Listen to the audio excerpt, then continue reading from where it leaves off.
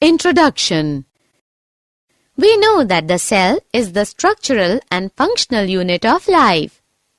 Do you know what does it actually mean? It means a single cell can perform all basic functions of life.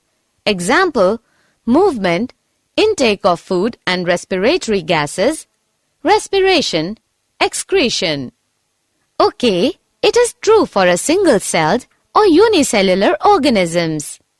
But what happens when there are so many similar cells as in multicellular organisms?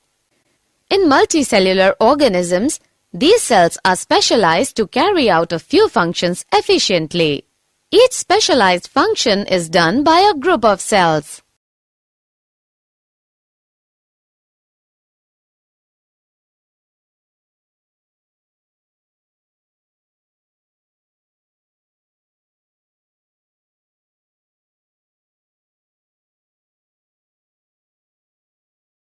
Yes, I remember that nerve cells carry message from the brain to every part of the body. Muscle cells contract and relax so that movements are caused. Blood flows to transport oxygen, food, hormones, and waste materials. Plants are also living organisms, and xylem and phloem cells conduct food and water from one part to another. It is said that in multicellular organisms there is division of labor. I do not understand what does it exactly mean. Division of labor means that a particular function is carried out by a group of cells at a definite place in the body.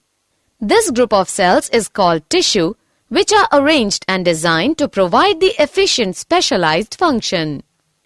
So we can define tissues as a group of cells similar in nature that work together to perform a particular function. Example, nerve tissue.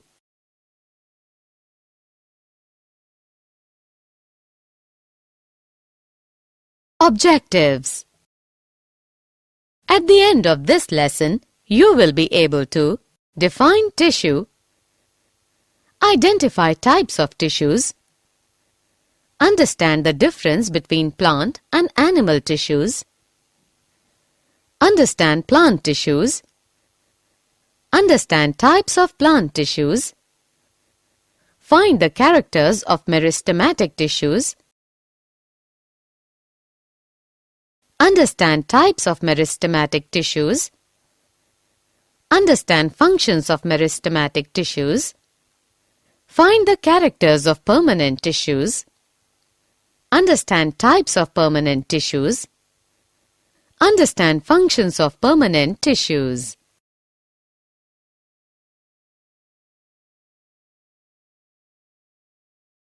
Plant and animal tissue.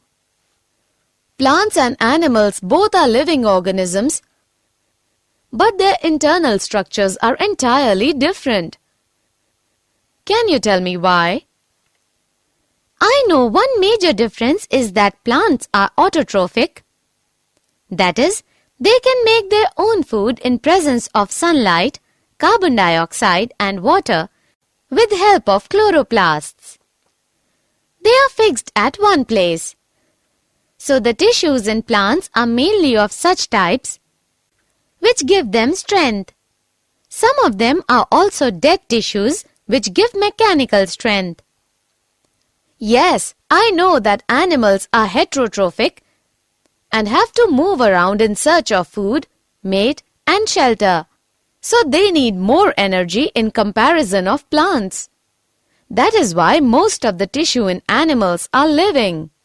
One more big difference between plants and animals is pattern growth. The growth in plants is limited to some regions. There are some tissues in plants that divide. Yes, Madhuri, but in animals, the growth is not restricted to some places. It is uniform growth. In animals, structural organization of organ system is more specified and localized.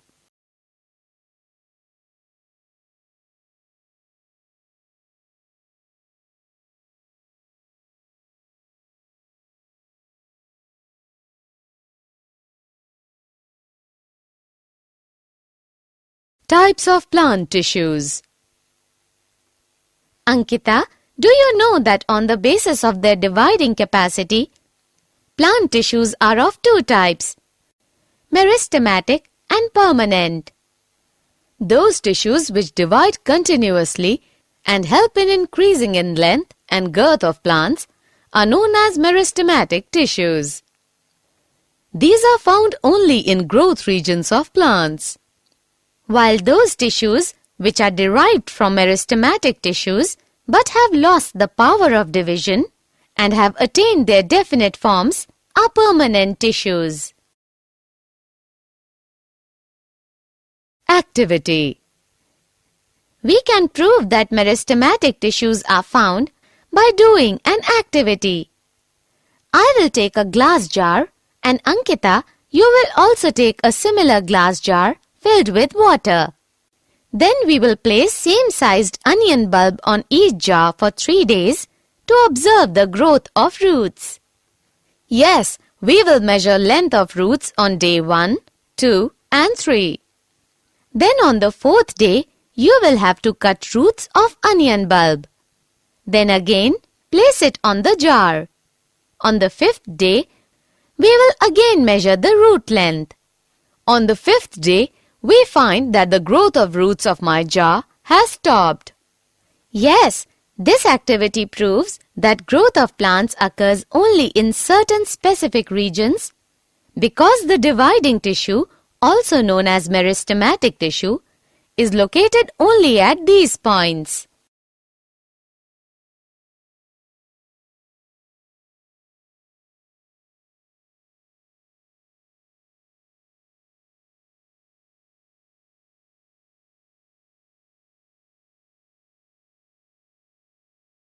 Characters of meristematic tissues. Meristematic tissues are very active, thin-walled, isodiametric living cells. Their cell wall is formed of cellulose. They are oval, rounded or polygonal in shape. Their cytoplasm is dense, vacuoles are small-sized, nuclei are prominent. They divide throughout life, so they help in growth. Types of meristematic tissues. Depending on the region where they are present, meristematic tissues are classified as apical, lateral, and intercalary. The tissues present in the growing tips of stems and roots are known as apical meristem. The tissues present on the lateral side of roots and stems are lateral meristem. The tissues which lie on the base of internodes of stem are called intercalary meristem. Functions of meristematic tissues. The main function of meristematic tissue is formation of new cells continuously. Apical meristem increases the height of the plant due to elongation of the root and stem. It is also called primary growth. Lateral meristem increases diameter of the plant. It is also called secondary growth. Intercalary meristem increases the length of organ. Permanent tissues. After some duration, meristematic tissues lose their ability to divide and take up a specific role and form a permanent tissue. This process is called differentiation. Differentiated meristematic tissues form different types of permanent tissues.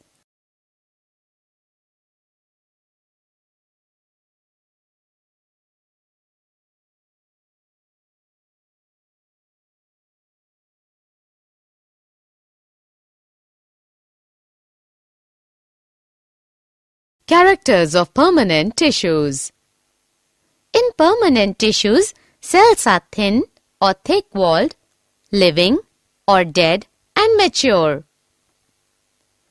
The shape of permanent tissues may be oval, rounded, polygonal or elongated, fiber-like.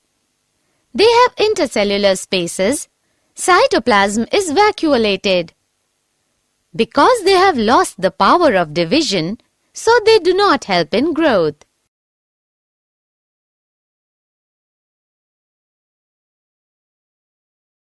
Activity. We can see by an activity that there are different types of cells in plants. Take a plant stem and cut its thin section. Then stain it with safranin and keep it on a slide with a drop of glycerine and cover it with cover slip. Observe it under microscope. We can see various types of cells and their arrangement.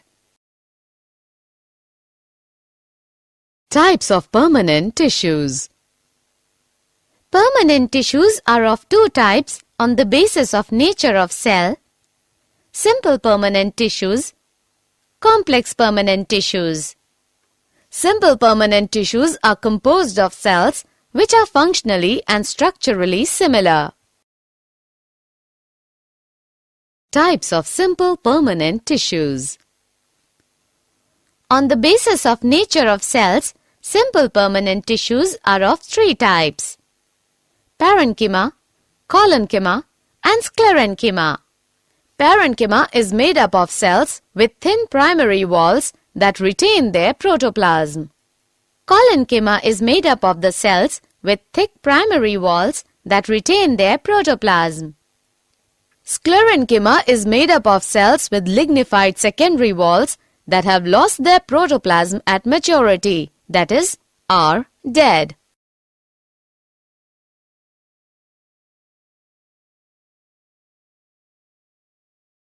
Activity. With the help of another activity, we can find out various layers of cells in leaf. Ankita, take a leaf of Royo. Yes, I have taken a leaf of Royo. What should I do next? Then, stretch and break it by applying a little pressure on it. When you stretch it, some peel or skin projects out from the cut. I have removed this peel and kept it in water in a petri dish. Yes, now add few drops of safranin and wait for 2 to 3 minutes. I have now transferred it on a slide with a drop of glycerine and covered it with cover slip. When you will observe it under microscope, you will find different layers of cells. Outermost layer of cells is known as epidermis. It is usually made of single layers of cells. Outer and side walls of epidermis are thicker than inner walls. The entire surface of all plants has epidermis. It protects all the parts of the plants from water loss, mechanical injury, and invasion by parasitic fungi. Small pores are there in the epidermis of the leaf. These pores are known as stomata. Stomata are covered by two kidney-shaped cells known as guard cells. They help in exchange of gases with the atmosphere and transpiration.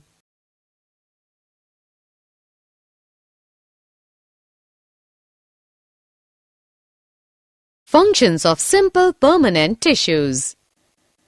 Parenchyma serves as a packaging tissue to fill the spaces between other tissues and maintain the shape of the plant due to its turgid cells. It also stores and assimilates the food. Transport of material occurs through cells or cell walls of parenchyma. Their intercellular spaces allow gaseous exchange. They also store waste products of plants like tannin, gum, raisins, etc.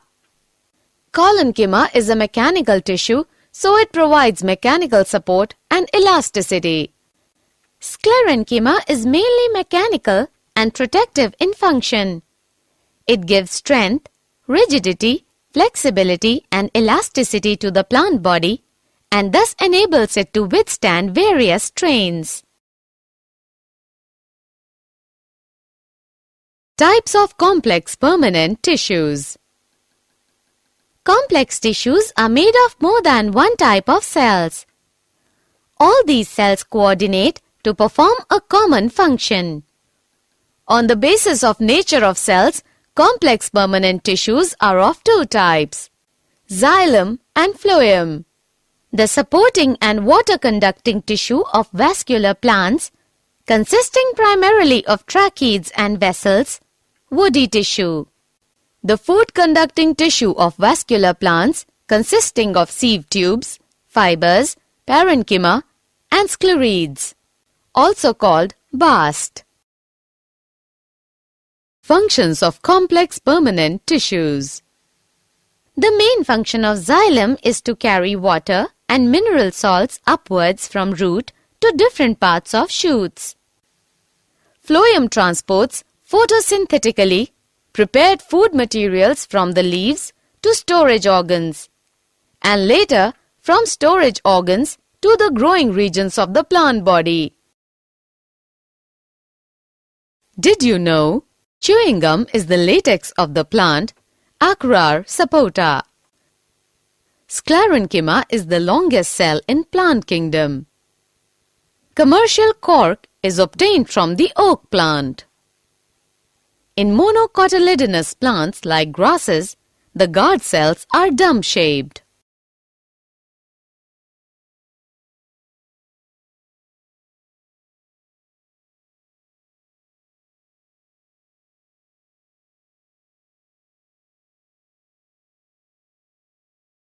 Summary. Let us summarize what we have learned. Tissue is a group of cells similar in structure and function. Plant tissues are of two main types, meristematic and permanent. Meristematic tissue is the dividing tissue present in the growing regions of the plant. Permanent tissues are derived from meristematic tissue once they lose the ability to divide. They are classified as simple and complex tissues. Parenchyma, collenchyma, and sclerenchyma are three types of simple tissues. Xylem and phloem are types of complex tissues.